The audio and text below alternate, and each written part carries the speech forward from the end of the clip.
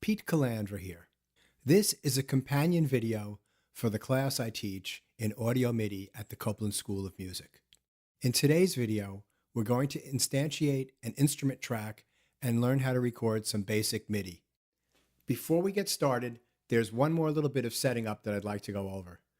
In this area here, let's make sure that wait for note is activated, the metronome is activated, and the conductor track is activated. So they're all blue.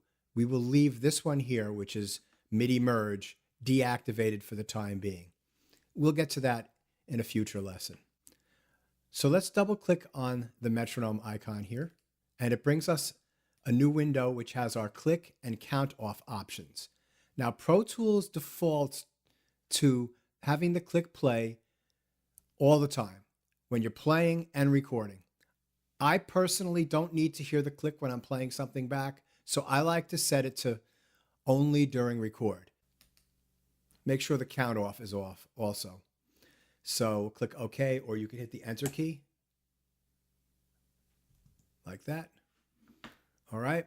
Now, key command for adding tracks. That would be Command Shift N. And then we get this dialog, new tracks. In this class, all of our instrument tracks will be stereo. And over here, we will go down and select instrument track. We'll go over all these other tracks as we learn more, but let's right now just focus on an instrument track. Don't worry about this right here. It'll default to ticks and not samples, and we'll leave it that way. Click on the Create button or hit the Enter key. And here we have an instrument track. If you hover below the lower border, you'll see the cursor turns into a cross. You can click and drag and resize that as you need to. You can also resize this track by clicking on here, and you'll get all these different options.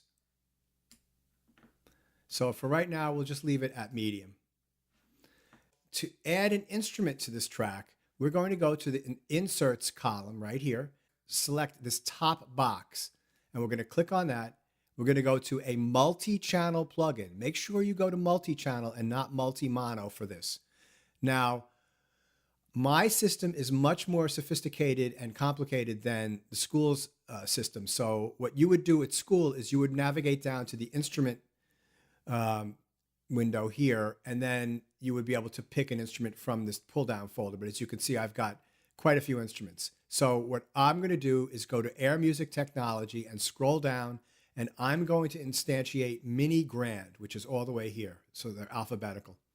Now this is a piano instrument, and that's the GUI, Graphic User Interface, for this. We're going to close this by clicking right here. Before you record anything, name your track. Always name your track. So double click on where it says Inst1 and name it. And I usually do capital letter and then small. Okay, hit enter, and it's named. Now, we're going to record something very simple for the first thing. We're just going to record a C major scale in quarter notes going up and down 1 octave. If you notice right here, my timeline is not back to 0 or to bar 1. So I'm just going to hit the return key, and then that gets back here. You'll notice that the tempo is at 120. That's going to be a little bit fast for those of you that are not pianists. So you can change the tempo here if the conductor track over here is turned on by double clicking on this plus sign right here. See, it says add tempo change. And then I'm just going to type in 60 into this BPM field and then hit enter. And now you'll see that my tempo is 60 beats per minute. And also, if you look up here, this will tell you the current tempo as well, right in this area here. To start Pro Tools to record, first thing you need to do is to record enable the track by clicking on this little button right here, and it will start to blink red. If you start playing your keyboard, you should be able to hear a sound. Okay, and you'll notice that over here we've got some meters. This meter right here tells you the relative audio volume. I've played something and nothing's recorded. There are 3 ways to start the recording process in Pro Tools. The first way is the most cumbersome and one that I do not recommend. That would be going up here and clicking on the Record Enable button. The second way I recommend if you use a laptop is to use the Command key and the space bar. And you'll notice now that we're clicking, and you'll see that we're blinking over here. We're ready to record. Nothing's happening here in the main counter because we are at wait for MIDI, which means that this will not start actually recording until it receives a MIDI message like playing a note on the keyboard. I'm going to just hit return to stop that. The third way to do it, if you've got a numeric keypad on the far right-hand side of your QWERTY keyboard, is to hit the number 3 over there. And that's typically what I do. So now Pro Tools is clicking away, and it's waiting for us to start playing something to start recording. So I'm going to play quarter notes, a C major scale up and down 1 octave. So I'm going to get in my head the click. 1, 2, and 3, and 4, and...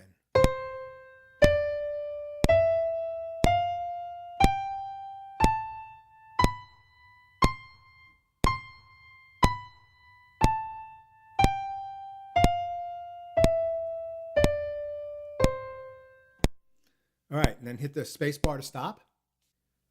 This right here is what you recorded. This is called a clip. So anything you see on a track when you have it in clip view is a clip. And that basically is an overview of what you've just recorded. You can resize that, and we have keyboard focus or key focus enabled over here. So we can use the T key on your keyboard to zoom in. We can use the R key to zoom out. Hit return, and then if you hit the space bar, it'll start playing.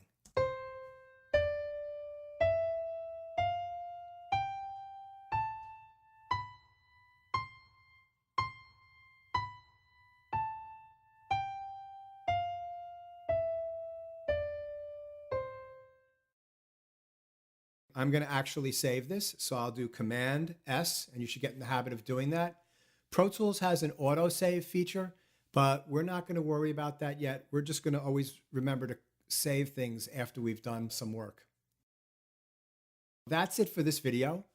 I hope that that's been helpful, and we'll move on forward in the next video.